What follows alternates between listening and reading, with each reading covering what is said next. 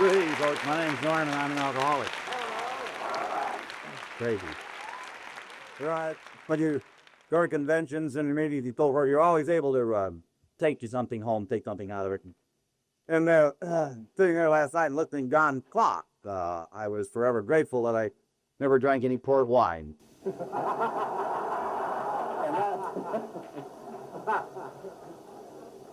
But in all seriousness, I certainly want to thank the committee for the opportunity to be here, to participate, to share. I certainly want to thank Dick and Jim for the hospitality they've shown us and taking care of it. But I want to thank all the people here for the hospitality they've shown me. The hospitality in Omaha is outstanding. You know, from Texicans down there in Texas, well, and Joe knows, they talk about that hospitality, but I'll tell you something right now, man, Omaha does it, and I want to thank you very much.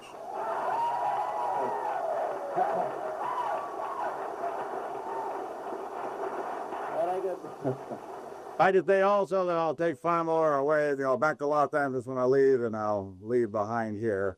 And in all seriousness, I want to thank all you folks here in the Midwest, or I call it back East people. I want to thank you very much for being my friend. I also want to welcome tonight all the new people who are here tonight for your first 30 days in Alcoholics Anonymous. And I say this without really knowing, but I take it for granted that we've got the new people out there because, back home in Los Angeles, while we're moving through the light wine and beer season, and we get a lot of fallout about this time. We get the last of the Christmas holdouts are coming in now, I feel sure that we got the new people out there this evening, and being new, I'm sure you're aware of the fact that you're now associated yourself with one of the most unpopular fellowships in the world. Right, nobody begins his life wanting to become an alcoholic and a member of Alcoholics Anonymous. There's not a great deal of class to be an alky and a member of this program. Now, when I came in, there was no status connected to it. They didn't issue out pins. It said you're a 32nd degree alcoholic, and you're around all over L.A., and you told everybody your pin, and your friend said, man, you made it, Dom. I'm glad you did. You work like hell. Great, yeah. No, I didn't get down into my high school counselor, and he says, no, what would you like to be? And I said, an alcoholic? Yeah. But he said, marvelous. He got a hell of a program for jackasses, boy, yeah. But I took their program, and I ripped that city for 15 years. I ended up in AA, and everybody lived happily ever after, and that ain't it, and you know it isn't it. Now, because any full-blown alcoholic resists this program right down to the bitter end. Because the day before I came to the program, I wasn't an alcoholic. Now, I was a heavy drinker, a victim of unusual circumstances, rotten drivers, and bad whiskey that meant I ain't no alcoholic. I ain't going to AA. And I stayed out there, man, and I fought it right down to the wire, and I tried all the things we could find until there were no more left to try. Until I got down to the bottom of the bill, I lay there, and I'm busted, you see. And I surrendered. Without knowing, I surrendered, and I came into the program, and I grabbed the package, and it now became the most popular program in my life. And to the new people that are out there this evening, I hope to God that the day will come in your life when you can feel without any reservation whatsoever as to the most popular program I've ever been subjected to. It's the best deal I ever had. And I'm the guy that looked half the world out there trying to find the best deal. And I didn't find it, not until I got here, until I was surrounded by a marvelous group of people who would call themselves Alcoholics Anonymous. For new people, why, give yourself a break and come on in. To qualify that initial statement I made, I'm an alcoholic, and I'm not by any stretch of imagination an authority or a consultant with the program Alcoholics Anonymous. I'm an example, good or bad, that AA works. That it has been necessary for me to take a drink, steal anything, or go to jail now for 17 days, 5 months, and 27 years.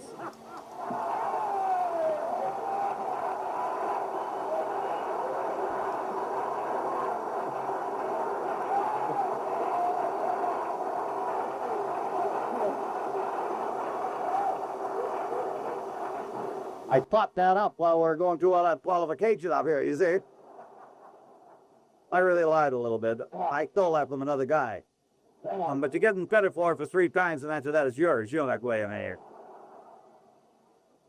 But if you know to the new people out there, I really didn't think anybody would be impressed here today, but I'm impressed, right? I never brought it up. You know that. And you never know. I've been talking about it for years. We might get a pension program going in AA. And God knows if we do, why Don and I and Joe, we'd like to get credit for all our time. So we bring it up anytime we have the opportunity. If we don't have the opportunity, we're going to bring it up anyway. But But the new people, as I made mention, the new people who are sitting out there tonight where you saw a lot of sobriety over the last couple of days. I can think about Peggy, and she's talking about 15 years. And I'm talking about 33, and Joey Baby's going to talk about they had 31 years. I'm talking about a few years. You put just those four people together, you got 100 years sobriety. And, you're sitting out there and you're brand new, and you're sitting out your hands and you're in all this, and it's difficult to digest. And I can understand that. I can still remember sitting in that first AA meeting, and I hope the hell I never forget. I was sitting there in that meeting, and I'm 29 years old. I'll be 57 in November. You can always tell a guy's trying to figure it out mathematically, and you save a lot of time and a lot of, anyway. The first speaker, he's standing up there in front of the group that night, and he said, I found it necessary to take a drink, steal anything, and go to jail now for 9.5 years. And I reacted to that. I thought, 9.5 years, man. The first thing I could think about was, God, he's the biggest liar I ever heard. What color? How the fuck could a guy go 9.5 years out there in that rotten jungle without any booze? How does he deal with all them lousy people and read his responsibilities like he's supposed to do and be on it? He couldn't steal anymore. He had a hooker now for 9.5 years. And no, that's a drink in L.A. I don't know. Yeah. I don't know what it is in Omaha, but anyway, he hadn't had a drink for 9.5 years. I was just, I was dumbfounded, crapfalling. I got to think, if he'd have been a year, if he'd have gone a year without any booze, hell, I could understand that. I could digest that because I remember one time I'd been 11.5 months and I hadn't had any drink. I'd been in jail, and I got through that all right. It wasn't a big deal. I didn't like it, but I made it. And I thought, I might be able to make that 12 months to 14, but I'll be go to hell if I can make 9.5. And that thing, became a 9.5 year program. I almost radicalized myself right out the door and into them gin mills out there, but my salvation was that they kept going to me. And whether you've been around for 27 days or 27 years, well, it means there isn't a great deal. There, I got friends that haven't been to a meeting in 15 and 20 years, and they seem to function. They seem to be doing very well out there. Exterior, they're doing materially, they're doing it. But I couldn't do it. For me to function out there on that street, I got to have the insurance. I've got to be associated with the people that understand me, and I understand them. Well, I've got to have any semblance of sanity and peace of mind that I'm going to retract it from the meeting. And when you're brand new, it's very important. My sponsor said go to a lot of meetings. I didn't like my sponsor, so I went to a lot of meetings. I had a lot of questions, and the questions, if you knew, they're going to be answered by during of the meetings. And then the meeting soon discovered that the program didn't go for the next 9.5 years. That all I had to take care of was right now, because that's all you got. They said, man, it's now, and get it now. And that's what it is, didn't it? I couldn't change what happened a couple of hours ago, and I couldn't tell you for sure what's going to happen a couple of hours from now. But if I got anything going in my life, it's going right now, man, and get it all, good, bad, or indifferent. Get all you can get, because it may not be around, nor I later on. To get now. And taking care of the now period of my life, I discovered that the day ran for me, and in a week and a month, and pretty soon, it's 27 years. It was every day. It was just the other day that I walked through the doors. I went that fast, and I'm sitting there in those AADs. And I'm going through the mental gymnastics. You wonder, why am I an alcoholic? And I don't think anybody's done this sorghum that didn't sit there and wonder, why the hell am I an alcoholic? Out of all the things that could have been, why am I an alkie? We got 1 million people in the program, we got 1 million answers to that. The only thing a couple of alcoholics agree upon is that today works. Other than that, we're going to argue about everything else, are we? Yeah. And I'm sitting there saying, well, I wonder why I'm an alcoholic. Well, I'm probably alcoholic because of my environment. That couldn't sell a word, but it sounded good, yeah. Out of Los Angeles, no wonder I got a lot of trouble. And my family created a lot of problems in my life. My family is a heavy drinking family. Drank a lot of booze out there. Irish Italian family. Too poor to paint. Too proud to whitewash. Not too bright. Talked a lot with her hands. Yeah. Then I'll tell you one qualification we had out there, man. We knew a lot about booze. We did, yeah. We knew how to make that booze and how to drink it. And that's the way it was. The Italians made it and the Irish drank it. And I got to AA, yep. And I was the only alcoholic in the whole rotten family of that guy. I'm thinking to myself, why have I been given the cross to carry the whole rotten family when I'm the best they produced? And there is no question about that, because I've asked myself several times, who's the best guy? Norm, I'm the best guy. Yeah, you are. Why do you go to meetings and nobody in your family goes to meetings? I don't know why I do that, yeah. And I got to thinking, well, maybe the people, places, and things, maybe the night finale in the city didn't create booze, didn't create your alcoholism, they didn't. They're gone. What the hell? LA's a city. You know and I know you can get out of anywhere you want to get out of. If you want it bad enough and you're willing to make the sacrifices to get it to do it, and you stay sober. But the same token, I can be anybody I want to be, do anything I want to do. If I want that bad enough, I'm willing to make the sacrifices to get it to do that, providing I stay sober. LA did not make me alcoholic, nor did my family. I am alcoholic because I drank too much whiskey. And I figured that out by myself. What a giant decision. Man, I drank that booze out there as hard and as fast as I could drink it. And come here in that lottery of my life, I crossed some invisible line from the social aspect of drinking to the compulsive area. One too many and 1,000 aren't enough.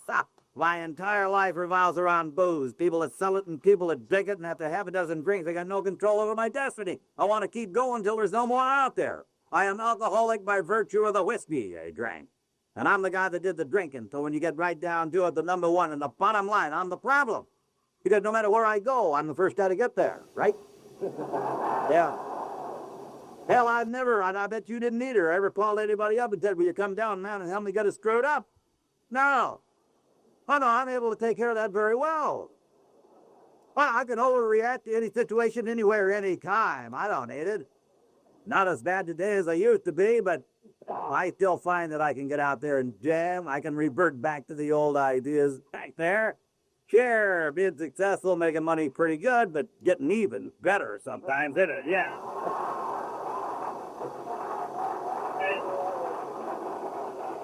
And that's that old defect of character, and I had that for a long time. I had that long before I ever took a drink.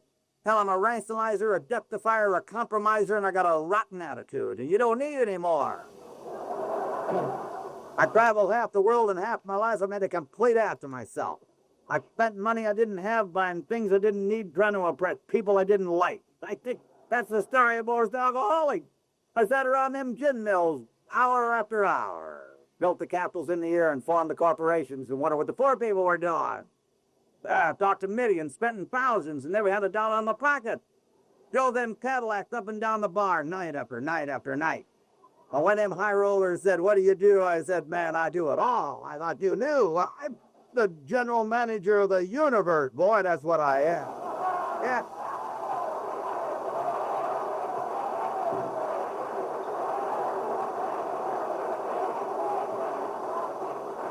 A lifetime of impressing a group of people I never met in my life, and I'm something I'm not.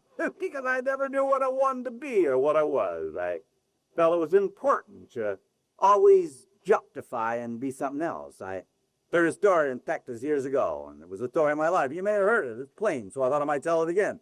Because it was the story of my life. And the spectacle, he's standing up there and he's telling the story. He said, it's about the blacksmith, and the blacksmith is making a cork here. And it's in this forge, and it's hot as hell, and he pulls out and pounds it all out and throws it down the ground. And there's an old cowboy standing there watching the whole thing. And he reaches down and picks up that horseshoe, and quick, he throws it back down the ground. And the old blacksmith turned to him and he said, hot workman. And the old cowboy said, no, it doesn't take me long to look at a horseshoe.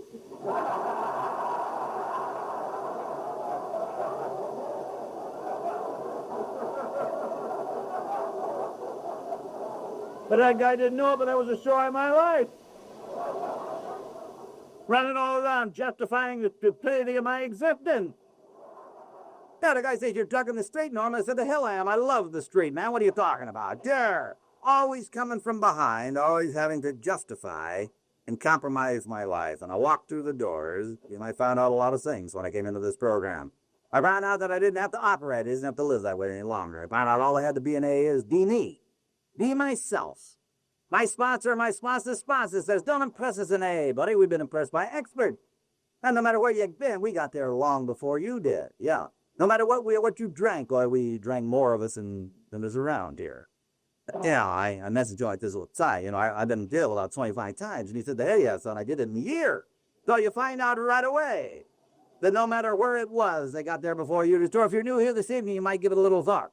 And you might buy the packages available to you here. And you might take it out there on that city stoop with me tomorrow. And you might spend the day out there being yourself and being sober, not having to justify your existence or compromise your life. It's as good a deal as I ever had in my life. Tonight, to tell you just a little bit about what I was like. I go to you a great deal. I'm a guy with an attitude problem. But if you got an attitude problem, you got a lot of trouble. Life and living is a matter of attitude. You get up in the morning, you got a rotten attitude, you got a rotten day out there. That's the way it goes. If you don't change it, you go weak. A month? Hell, I had a year out there with that bad attitude. My bad attitude got me in a lot of trouble. I got picked up for the first time in 1939. Not because I was drinking, because I wasn't. I was stealing. I was too young to be drinking at that time.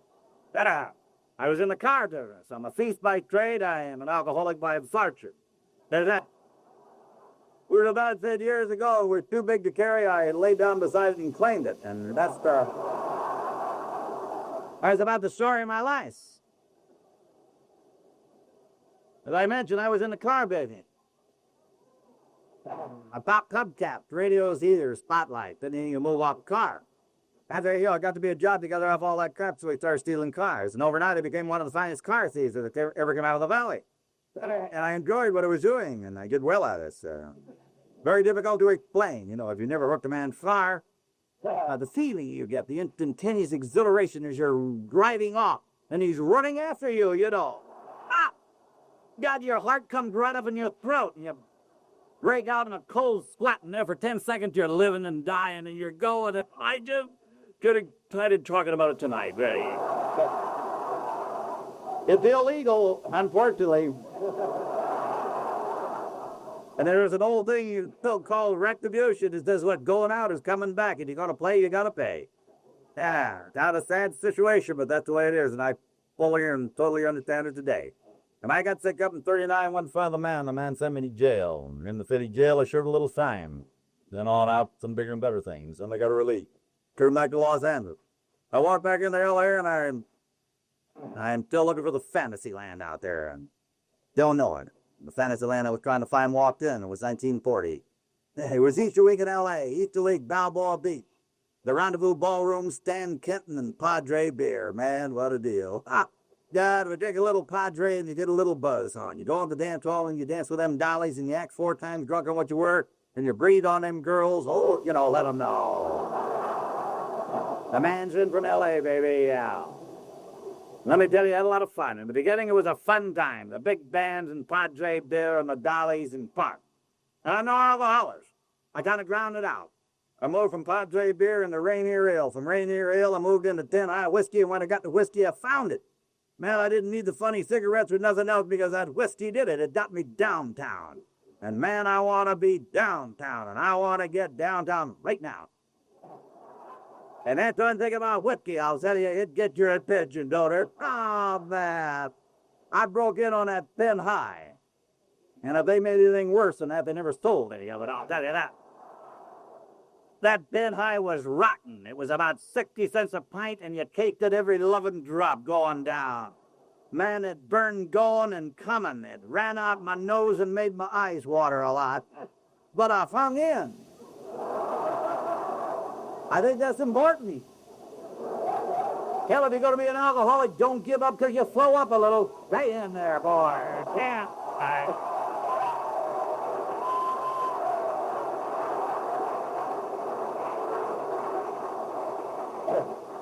And the day comes when you can drink a pint of whiskey and you don't heave anymore, and it kind of gives you a sense of well-being. And I'll tell you something else. There's a lot to be said about people with you. When you throw it up, you don't lose much. Ah, yeah.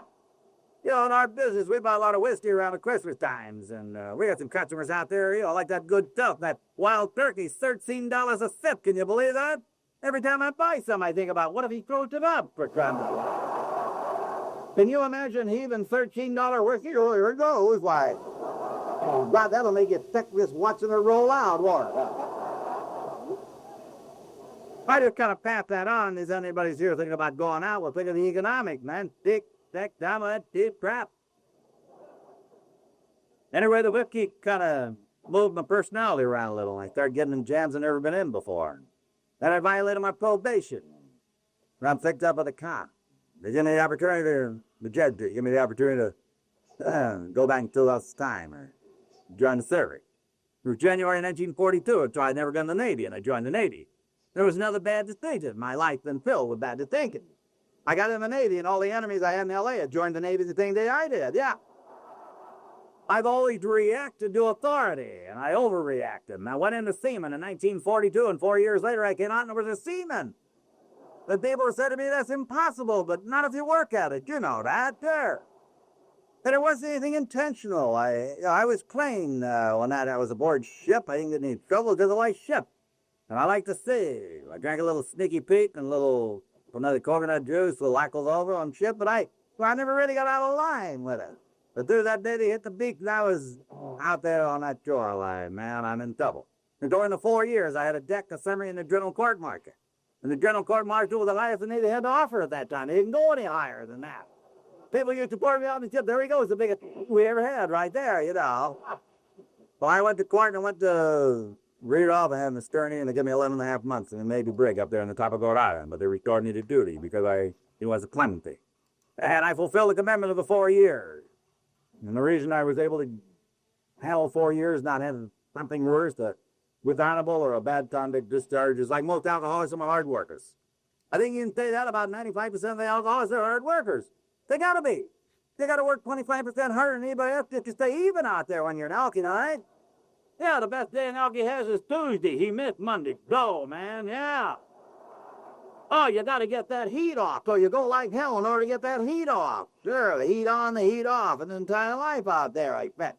So you got a guy at work, and he's running all over hell on Tuesday morning. He's an alcoholic. There's no question about it. And that was the story of my life.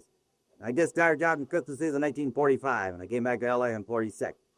And I'm an alcoholic. I have clocked this invisible line that I spoke about. I'm out there trying to get a handle on it. Trying to drink like my old man and my brothers and the guys that I'm running with. Oh, I'm jerking. Answer to living in that with you. I can't live with it, and I can't live without it, and I don't want to. I can use the program in 1946, and I hear about the program in 1946 because God knows in strange and mysterious way. And no matter what you do or you don't do, man, it's going to work that way anyway. In 1946, I made a profound statement to myself, and I said, Joe, don't drink in Pasadena anymore. Pasadena is a rotten town. They got bad cops and a bad judge.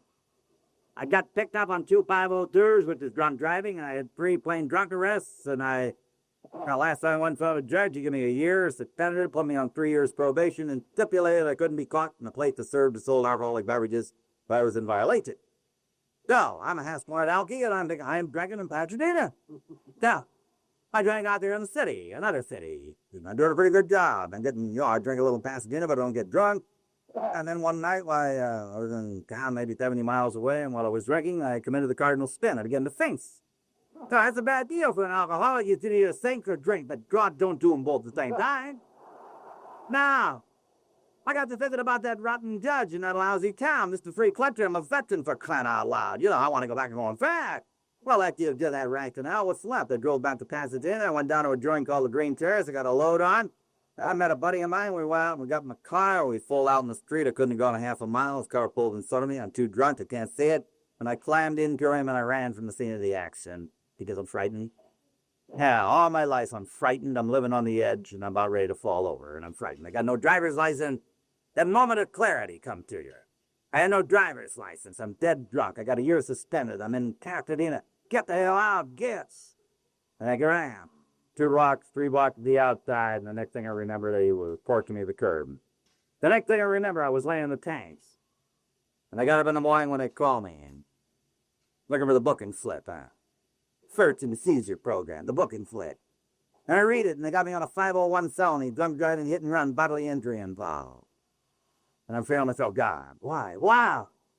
And they load you into that elevator, and you're standing there with a dozen other guys, and you're getting that used bourbon back and forth. You know how that is. And as that elevator dropped 3 floors, there it is, right there.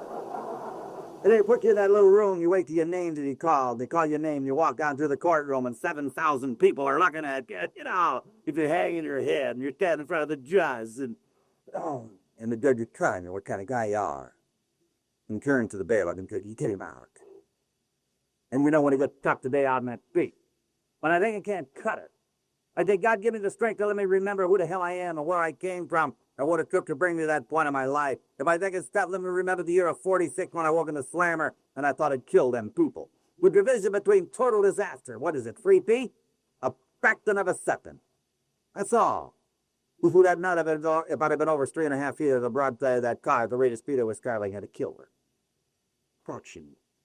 But that isn't tough. I'll remember the 51 and you're laying in the tank down in Big Spring, Texas.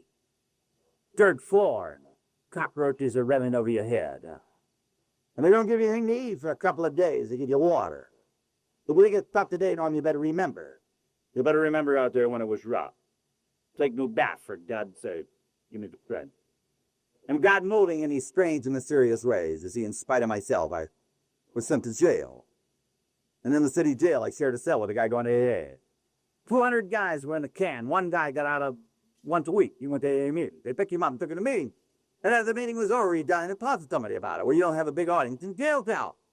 And so he would sit there and he'd tell me all about this AA. And he says, no, why don't you go to a meeting with me? I'll fix it and go. And I said, Billy, I know alcoholics. No, I'm not going to AA. I'm too young. Your cage is different. What the hell, I get to be as old as you, 36, you're over the hill, man. What do you got to contribute out there to anybody after you get up there? Now, I get as old as you and as bad as you and your brother's way. Maybe I'll do something, or he went his way and I went mine. But that seed was planted and I never forgot it. I know. I drank out there another 8 years. In that 8.5-year period of time, like, I was blessed with being at the right place at the right time. I went to work for one of the largest construction firms in the world, pipe fitter. Stayed with them 11 years. Began out there as equipment operator. And from there, then on to foreman, then general foreman, then superintendent, and the head troubleshooter for all the high-pressure water transmission lines that company. And the younger that company ever had. And that's ego. That ego is getting satisfied. And I'm making the money and I'm drinking the whiskey. But I'm drinking in better places and I'm drinking better booze. And everything is going my way. And then I have a little step back about that time. I met and married a red-headed Irish woman. Had a violent temper and a rotten disposition and used to yell at me all the time. There anything an alcoholic can't color is that people yell at him. You're a very sensitive individual, you know that. Yeah. My God, you're out there a couple of days and you're drunk and you're tired and you come home with impurity. And you walk in the house and you want to be greeted with a little love, affection, and understanding. Who the hell like to be greeted with that type of junk? They can. Hasn't even smelled my breath 15 feet away till you done again. I used to call her on the phone and she'd say, you drink it. And I used to wonder, gee, good, but how the hell could you smell it through the phone? I wondered her. I got the paranoid. I thought she'd hired people to follow me. I used to sit around in gin mills and look, where the hell is that guy out there? I wonder, yeah. His marriage, we had a lot of problems. He told one story, I'm telling you another. My bar associate used to tell me, don't marry a woman without a job. But that kind, she was going to a playhouse, but she was also working, had a hell of a job. Well, he said, when a woman is working, your wife is working, you have doubled your income. If she isn't working, you got a liability. And about midnight, that makes a lot of sense. Yeah, that's right. Hello, Red had a hell of a job, and things are going our way. You got that double income, boy, where it's incredible. And I went on for 2 or 3 months, and I walked in the house one day, and she says, Norm, I've been to the doctor, and I'm pregnant. And the doctor said I got to quit my job and get off my feet. And I couldn't believe what I was hearing. Did you ever tell an alcoholic something you want to believe? I don't believe that. I thought we ought to have a second opinion anyway, And but certainly she was home free. So I thought, well, what the hell, that caper only takes about 9 months. We'll give her, here you get on her feet, we'll get the rotten job back, and everything's going to be just like it was. And hell, that was 34 years ago, and that woman ain't turned a tap since that day, huh?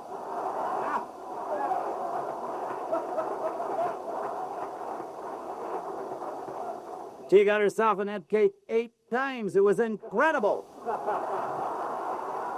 Every other year, so the locust coming in. Thing, there she goes. And look, that Vatican roulette, we had the bad number. It was 13 every other year. Thing, there she goes, couldn't make a bar bill anymore, and there she was down there. And these conversations we'd have, here goes again. Who, me? Yeah, you. And then here with a big one, I came, you know who you're talking to? And in case you didn't, I'd introduce myself. I think that's important to the alcoholic to introduce himself to his wife from time to time, right? I'm old Norm Days. That's who the hell I am, and don't you ever forget that. And then the minute you're going to the way the Irish women can do it. I'm old Norm. That's who I am. Yeah.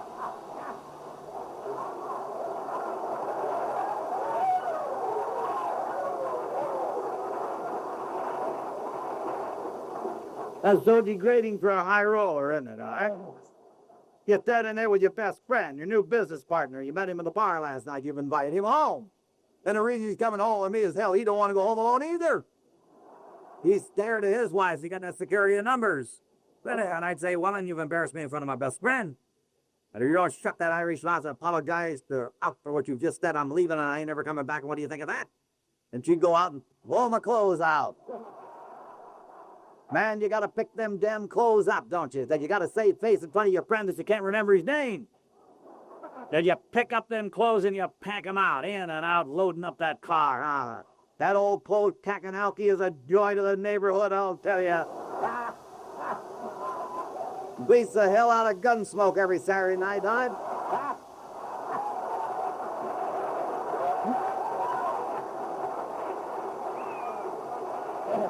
Watching the old alky out there loading up his car, staggering around, you know. So there he goes. You sitting in the front seat, honking his horn. I'm going, George. Did it again. I ain't never coming back. Boom, off into the sunset drives the alcoholic, never to return. A couple of days later, he wakes up in the front seat of the car. You tapped out, and you got your head screwed up under the armrest, right? Got the door handle in your ear, huh? Ever wake up about midnight, sick as hell, and you think your window's down, it's up. Yeah, heave right in your window. Knock the hell out of your head. Then you roll the window down. Quick, yeah. And you wonder why the hell you didn't roll it down before he's on it, huh? I can never figure that out. And then you drive home because you got to work the car out. And on the way home, why, another disaster strikes. You have a flat tire. And if you're a full-blown alcoholic, you would never change a flat tire. You drive on them. Right. Because you know everything is disagreeable and your life will go away. And it does. The tire goes away. You're now driving on the rim. They call them rim drivers. And the sparks are flying. The neighbors are running out, getting the kids the hell out of the way. Did you ever see an alky coming home on the rim? He's got the dirt grip on the wheel. There he gone. His face is the color of hawk meat as he turns that car into the driveway. Into the driveway, up in the lawn, opens the door, and he falls out. Yeah. And then you get up in a little while and you say to yourself, I wonder if anybody saw me.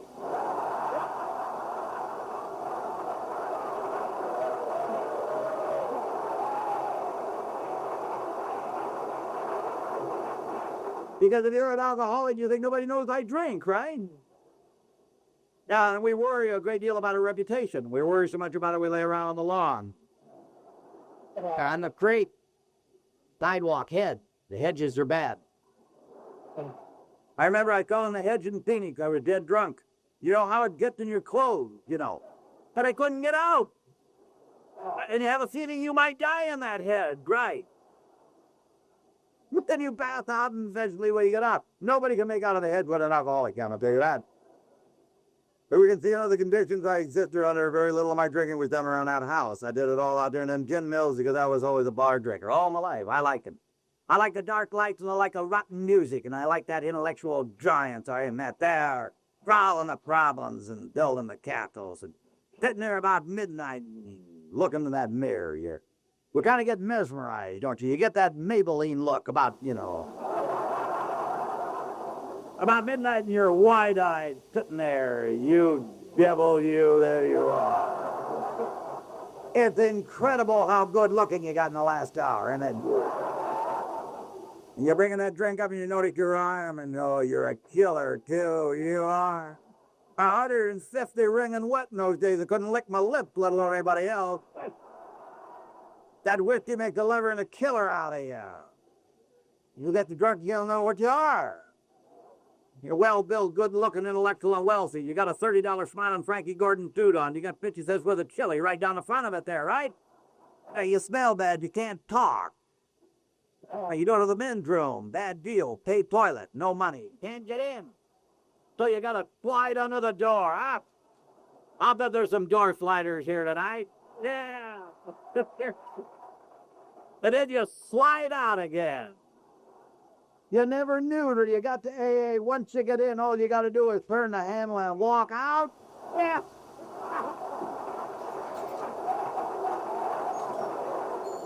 But not the alky. Slide in, slide out. That's what he thought. Or any element of an evening might be you lose your car and you wander around the city, you're looking for your car. You call home, did you take my car again? God, what an experience. And then maybe you talk to a non-alcoholic about it, and you only do that once. Because the non-alcoholic can never understand. I'll never forget the last time I made the jail was in Deserta. A couple of days after Christmas, it's 1853. And I called my neighbor, he's an attorney. New neighbor. You don't know me. I said, Julie, I'm in a can out here in Deserta. Do me a favor, will you get the money down here and bail me out? He guarded me down. But he came down to bail me out. As we're walking out of jail, he says, Norm, let's get your car and get the hell out of here. And I says, Julie, I hate to tell you, but I don't know where my car is. And I'll never forget that look he had. He had the Maybelline look. He's standing there wide-eyed, staring at me. You lost the car? How the fuck could you lose your car? Because the car weighs over 4,000 pounds. And I tried to explain it to him, but I couldn't find the proper words. I lost it. And I never mentioned this again because they never understood. I think one of the highlights of an alcoholic life is the night that he finds his car, isn't it? Kind of a spiritual experience. You're walking down the street. There it is! Oh, God, my car. It hasn't been impounded. Open the door, you get in, back to bed, right? Yeah, we talk all about all these crazy things, and we laugh a great deal about it today, but as we're grinding it out, as I'm walking down that road, why, there's really not much funny, is there? Because every little thing I got, that whiskey's taken. Little by little, everything that means anything in my life, it killed me. Eventually, why, the old Yugoslavs I worked for, in 1951, when they sold the corporation out to an Eastern firm. And the Eastern company came in and they laid down a lot of new rules and regulations, and education was a necessity. Image was big. And they said, it's not going to be the way it was. We're not paying any more fines. We're not bailing you guys out of jail. We're not calling more bail bonds. And you got to straighten up. And the image. And by now I'm in the throes of the booze. And I don't pay attention. No, because I think, I'm different. They need me. I'm the guy to make the go out there, and they ain't going to mess with me. And I keep getting into one jam after another. Moses Lake, Washington, and they're paying a fine because I'm drunk and driving on the wrong side of the streets. And then I deal in Big Spring, Texas, and it's bad. And it's so bad that after I paid the fine, they got me down to Midland and put me on a plane. He sent me back to L.A., and he said, don't ever come back to West Texas again. And then they called the company into Deep Mound. And then the company called me into that kid. There's no more. That's the last chance you're ever going to get. And the next time we smell booze on your breath, buddy, you're through. Now do me a favor and get the hell out of my offer. And how I wanted to reach over and how I wanted to grab him by the throat and how I wanted to say, who the hell you think you're talking to? What do you think you are, you Johnny-come-lately? I'm the man that makes the run. I drive the line. I'm the backbone of the division, and who the hell are you to tell me? I'm going to fix your wagon, friend. That's what I'm going to do. This is what I told the guys in the bar that night. Yeah. I'm going to fix you. I'm going to quit your rotten company. I'm putting you in a hell of a bind, And then I'm going to open up my own company. I'm going to run you out of business. You're going to come down to see me for a job. You're going to walk in my office, and I'm going to say, get the hell out of here. I remember you. And then I had another drink, and I dreamed another dream, and I fell off another bar stool, and I didn't do anything, did I? Because I'm scared. Because I'm frightened. Because I'm living on the edge. And I think within myself, but next time is going to be different than the next time and the next time. And then one day I drive in the car home, and I've been gone a couple of days. And I'd hear that giant rationale. One more lie, one more promise, old Red will let me in. I'd always been able to get in that house, always, baby, give me a break. The third act, baby, Jesus, give me a break. Matilda's just staring down, don't throw me out, Jesus. Think of the kid.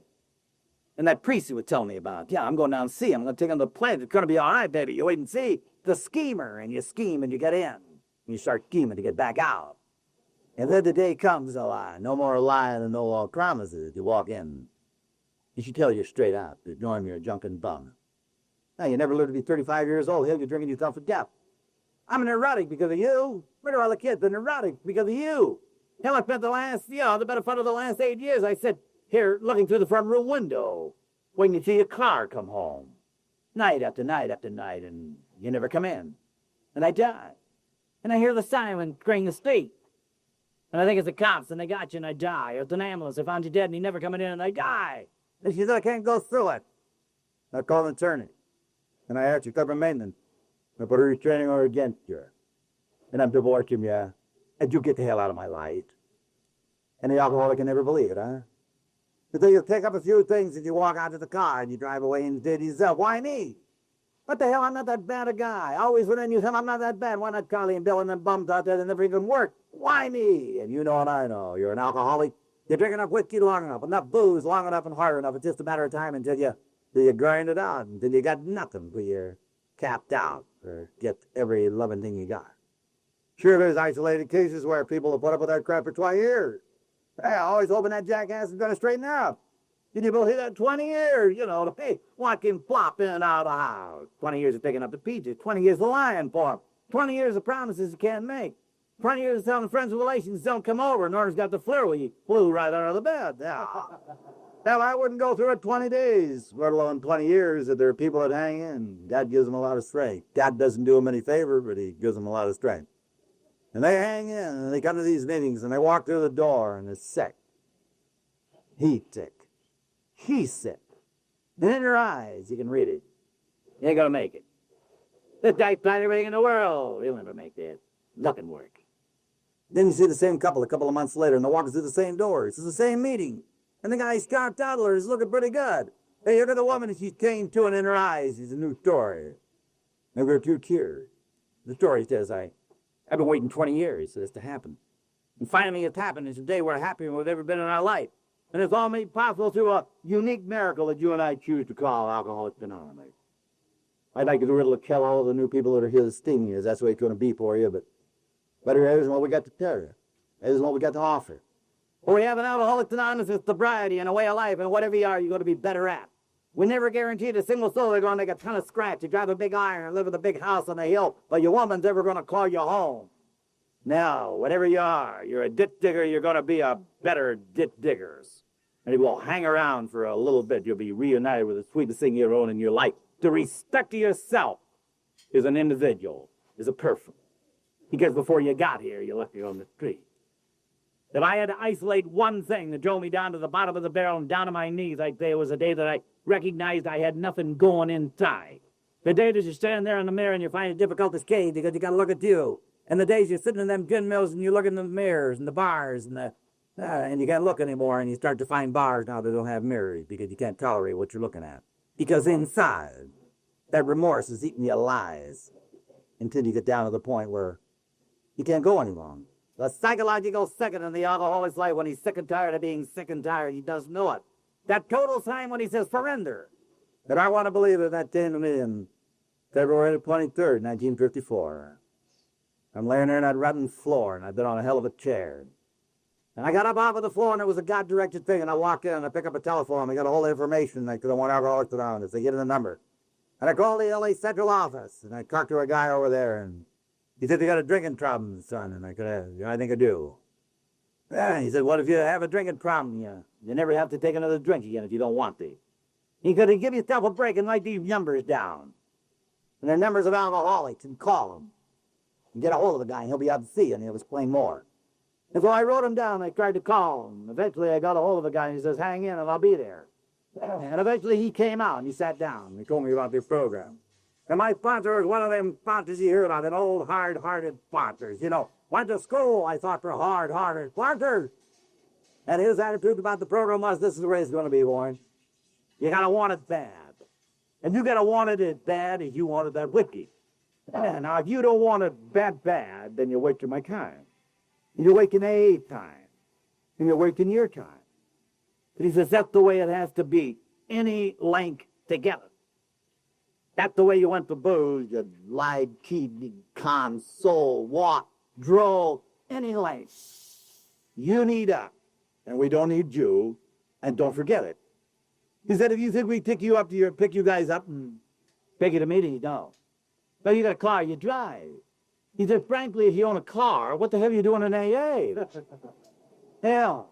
And just recently, though, the last couple of years, we've softened up a great deal. We've been taking chances on guys with cars. And he said, a lot of you guys are working out, yeah. He said, if you haven't got a car, you can take the bus, and if you haven't got buck money, son, you think you can walk? Because I'll guarantee you walk for that whiskey and you don't walk for the program. You better come and get it. Now, I'm not saying that's right, but I'm not saying it's wrong either. I'm saying that's the way the program was brought to me. I went to that first meeting that night in spite of him. I went there in spite of myself. I went there to show him, by God, I got a car. There. I hope the hell he's there because I'll make him with it. That's what I want to do. I didn't like him. He said he says, I'll be your sponsor. No. Find another one somewhere, by God. But I don't like him. He was a rotten guy, and I drove down to that meeting and disliking him all the way. And I pulled my car into the parking lot. And by God, there he was. And that surprised me a little because I thought he was stuck in me. He walked out to my car and he opened the door and I got out. And he put his arm around me and we walked through the community. And I loved that guy from that day until the day he died. And I can tell you, too, that he was a very controversial individual. Yeah. Very difficult man to understand. Tremendous speaker. Carried the message to hundreds and thousands of people all over the United States. God knows how many people he helped out there. But he had a very difficult time in helping himself. The program, you feel, the beat of it, the turning your will and your life over to the care of anybody was not for him. It was for other people. Death to sickness for everybody, but not for me. Tolerance for God-given quality to live his life and work his program the way he wants to work it, not the way I want to direct it. It wasn't for him. He was a director. He wanted to be the director. And he wanted to tell you how to operate out there. He couldn't surrender. And people resented it. People wouldn't do the things he wanted them to do. And pretty the resentment started eating him alive until one day he decided he might drink a little. Because his case was different. And he drank a little whiskey and he stayed out there 12 years. He tried to come back time and time again, but his ego wouldn't let him. His ego said, I'm the guy that carried the message to help the people. And all the people that I sponsored are now my sponsor. And he go back out.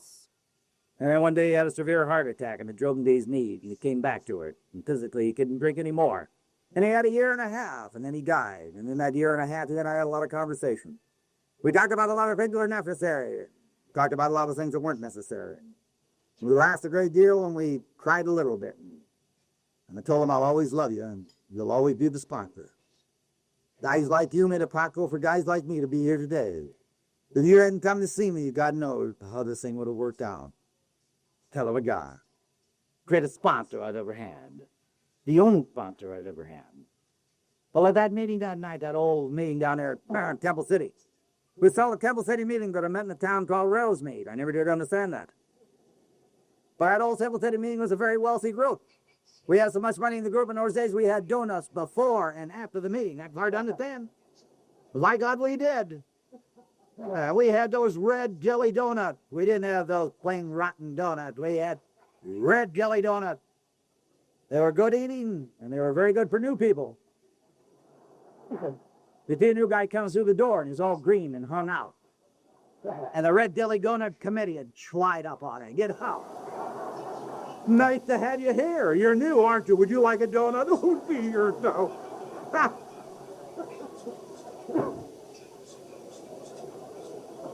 I don't know whether you ever looked at a red jelly donut or when you got a hangover, but it'll make your teeth itch, I'll guarantee you that. Well, you know, the meeting began that night. It was typical of an AA meeting. And the people stood up and they talked.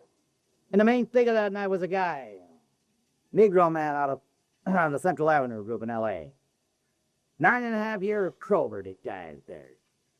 I couldn't believe what I was looking at. 9.5 years, street man out of L.A. I could identify, I understood what he was talking about. And the more he talked, you know, I identified in the beginning, but the more he talked, I lost identification because it wasn't that bad. He says, you know, I've been 78 in jail. Not me. And he drank something called Jamaican ginger. And he gave him the Jake Lade. And they crippled him up to that and put him in the hospital for 2 months. The whole audience was hysterical over the fact he couldn't walk. My sponsor sitting there nudging the hell. You can hear the ear and all, huh? You can't walk nor me. That poor Jesus. Yeah. What the hell's so funny about that? And automatically I think I ain't that bad. I'm underqualified. What have I got to tell anybody, huh? I've been in 25 jails at the outset and I drank a little right talent. That really doesn't qualify much. Little sneaky Pete and a little ankles alpha, but one time. You know, last year I heard a guy talking about drinking that Ankle Valor. He said the reason he gave it up, it made his arm tired. Taking it out of the small hole, you know, yeah.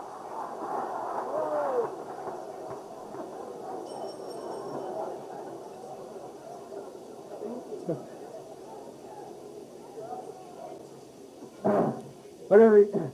I have the feeling, you see, that there wasn't any qualification, the identification was drawn, that he made a profound statement. He said it doesn't make any difference what you drank or where you drank it or how much you consumed is what it's doing to you. He said, man, if it's tearing up any part of your life, you don't have to go in part. And when he said that, it come alive, and I'm thinking, yeah, I'm not so sure I want to quit drinking, but it's tore the hell out of my life. And I know one thing for sure, I just don't want to go any farther. Not really. And as I looked at that guy that night, the one thing I knew, Pat, to tell him about that I never had to go another step farther if I didn't want to. Because he hadn't. 9.5 years, he hadn't. AA is a program of example, isn't it? You like what you see, you come on back and you see a little more. 20 years speaks so loud, I cannot hear a word he says. He says nothing. All he has to say is, I'm from the streets, and I hadn't had a drink in 9.5 years, and you had to believe it. Because all you had to do was look, and you saw a man, a street man who was a man. A man among men who was clean, who was sharp, who was happy, whose eyes were clear, who laughed a great deal, who was dressed good. Man, he had a set of sled going, probably cost him 100. And I'm thinking, Jesus, if he didn't get nothing else out of AA, what a set of drapes he got. That was heaven, by God, that's all right. I'll hang around a little. Maybe they got another issue going down. Who knows? That I'd already seen a couple of marks could have been hustled. There was a lot of potential in that group there. And he's making that statement of, I can make it, you can do it. And I'm thinking, maybe I could. Because his life had been compounded by a lot of problems. There he's wanted his abortion and he remarried. He had kid all Haiti. Then he said one day a miracle came to pass. He bought the package of the Shurgam. He had a change of attitude. And his kid came down to see him. And they were into liking to respect him and to love him. And God, if I look around, what do I see? He's a big tough guy. The 6-footers in AA. And the carers are screaming down their pee. The hay takers out of South El Monte and Darby Acres. The big cop rent mechanic, sitting there and unattained, and they cried. And the story is told, and I've heard of hundreds upon hundreds of times. If they would laugh because they were miserable, and they cried because they were happy, and they called it AA. And you say that's oversimplification. And it may be, but it's the only program I got. You see, I discovered through the laugh of the program I could clear out the wreckage of my past. And through the rest of the program, I clear out the wreckage of the future when he walked down to see me. Through the last of the program, I discovered a way that I might live, to give a little, and want nothing in return. That I might take that 1,000 pounds of guilt off my back, and I will lay it down with the laughter and the joy that I find here. I will find a way to sit in a meeting and feel for another man. Difficult to do for people like me because I'm a taker of things and the user of people. I'm a loser. All takers are losers, in or out of AA. To have something you must give and want nothing. And maybe it begins when you're sitting in an AA meeting. And I'm a month or so October, and the guy stands up in front of the meeting in South San Gabriel. His name was Frank. I couldn't believe what I was looking at. Old rotten Frank. I used to drink with him. He and I went on some terrible drunks. That he was such a rotten drinker and a mean son of a gun. 180 pounds of the meanest man I ever met in my life. He was that rotten I couldn't drink with him. Oh, man, I walked back, and the years went by. And I was sitting there in South San Gabriel that night, no rotten Frank standing up in front of the meeting. Yeah, and clinging to each other. And the woman's coming out of the door, and she's carrying the cake. He's got 3 candles on, and he leans down, and he blows out the candle. Then he looks out there at the audience of the meeting, and the tears are rubbing down his face. Old mean, rotten Frank crying. Yeah. And he looked out there, the people said in the audience, and he says, man, I never had it so good. And he sat down, and he said more than 7 words, and I said in 40 minutes. And I sat there, and I got choked up. I thought I was going to die. And I felt the tears burn my eyes, and I let them rip. And I cried because I was extremely happy, because another man was happy. And up to myself. I learned to give. And they're built for all, isn't it? Everybody has got a place, and you pick up the ashtrays of coffee cups. You make your coffee, you become the secretary of the group. Well, you decide to serve a general server. You're better yet, the bottom line, go out there and call on the guy you're flirting. Sitting there on a one-on-one in the middle of the night and giving a little you to he and he to you. Having say, pick me up, Norm, or pick me up, Charlie. Take me or me, and you pick him up and you take him. You grab the whore. He takes more meat. Then before you know it, he's going on his own. And then before you know it, a year passes by, and he's standing up in front of the meeting one night. And he gets the cake, and he's got a candle on it, 1 year sober. And he looks out there, and he sees, he says, there he is. There's my sponsor right there. Jesus, there he is. He came by life. If it weren't for him, wouldn't he be here? And as humble as we alcoholics are, you might turn to the guy sitting next to you, and you might say, Ivy, sponsor.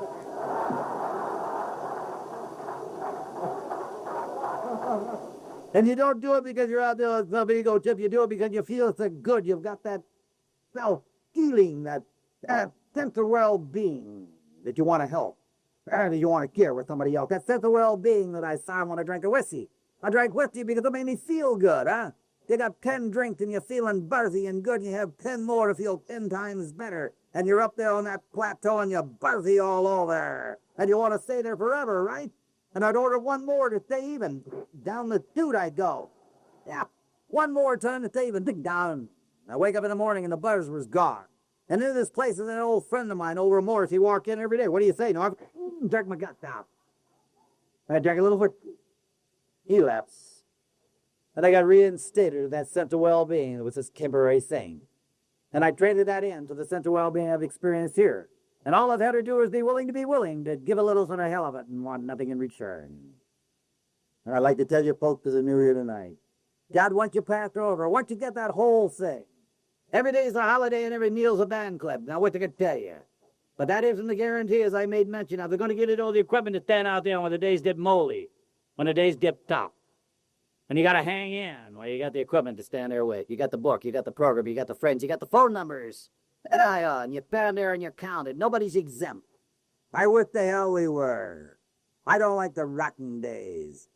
1962, I had a bad year, that 8-year syndrome. Everything I'd set turned to pucky. I couldn't hit a lick. Financially, I'm going down the chute. I got a bad program and I got a bad attitude. I'm sitting in the joint down in Miami Springs on business, and the bartender says, what do you have? I said, a double. There it is. Huh? Just like that, and there it is. But for the grace of God. They didn't find it necessary to snap that angel off my shoulder. Took me back and let me remember who the hell I was. And maybe says, Norm, you're going to need a lot of strength before the year's out. Lo and behold, come September, I'm standing in front of St. Luke's Hospital. And I'm going, wow, why me? Well, that's another guy. Give it to the new guy. Who did he heal? I don't need this. I had 8 years. An exempt. I am not. I am nor. I've never been given more than what I could pack. You know and I know.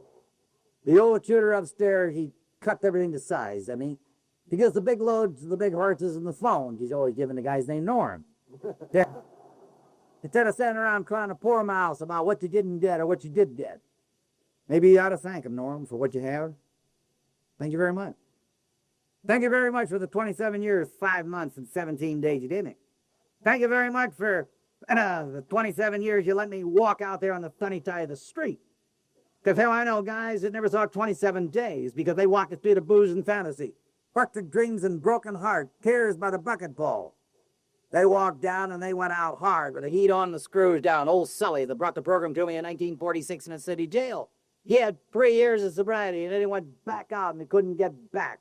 And then one day his sister-in-law called me and she was on the program and she says, Norm, this is Ginger, and I hate like hell to tell you, Norm, but Charlie was drunk last night and he had an internal hemorrhage, Norm, and bled to death. And that's all there is. There ain't no more. Then he went out as far as he can go. He had the heat on all the way, the screws down, and a pitiful part of it all was that he had to justify his existence to the bitter end. Because he was coming from behind, and when you're coming from behind, you're justifying everything. God knows I've been overpaid because I haven't had to justify my existence out there to anybody for a hell of a time. I've been able to walk out in the street, and on the street I'm respected by myself and respected by people. I'm able to do a job, I'm able to go home at night, I'm able to walk in a house. Because I live in a house, and in the house that I live in is a woman. And she's a lead-headed and an Irish woman, and she's glad I'm coming in most of the time, huh? Yeah. And he respects me, by God, for who I am that day, not for where I've been or where I'm going. She respects me because I'm her old man. And nobody cries in that joint today because her old man is drunk and tearing it up. And I ain't heard a kid of mine scream at me for years. And I watched them go from small bandits into big bandits. And like them ones who wanted to go to school, I give them the opportunity to go to school and become educated bums as they want to do it, and they win some of them. And I got a couple of sons today that are my business partners. I got daughters, one by one, I'm walking downtown was gone, and I bought them their first pair of high heel shoes. Now, that don't sound like a hell of a lot, and let you miss it. And then you know what I'm talking about. I walk in the store, and she was nothing but a chicken. She put on the shoes, and she became a woman in front of my eyes. And I cried a little bit because the chickens of my life are women of my life. And they cried a little bit because I'm the old man. And then the jackasses come around the house, and I cry a lot. Well, let me tell you, I'm either getting older, but they're getting jackassier every year. I don't know. I towed out one left of the house piece, the caboose. She's 17, and what coming through the door now was incredible. And I told her, I says, man, your sister brought him in bed, the baby, when I was drunk, laying in the tank, throwing up on myself. I'm looking better than them, right there. In my house. That ain't over with you. But I walked all her sisters down the aisle, one by one, and I give them to these jackasses, let me tell you. Well, I cried one more time. But I'll tell you, I'm overpaid because all my son-in-laws, they all work and they all take baths. That ain't a bad deal. And I got one the driller in the oil business. I got another that's generous. So what the hell I'm going to have? Gas and Keith, any way you want to look at it.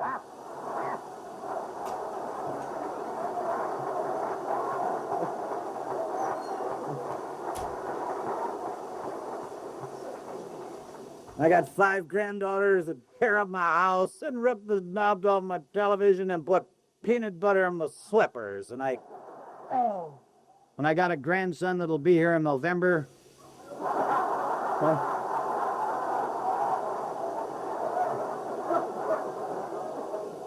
And I'd like to really be able to tell you what I got. But hell, there's never the proper words, I think.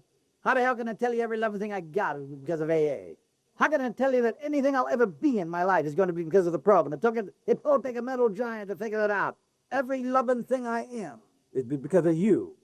And it's been a hell of a walk from Lincoln Heights and the L.A. County Jail. And but for the grace of God and AA and you people, I could have missed it all. Thank you, man. God love you.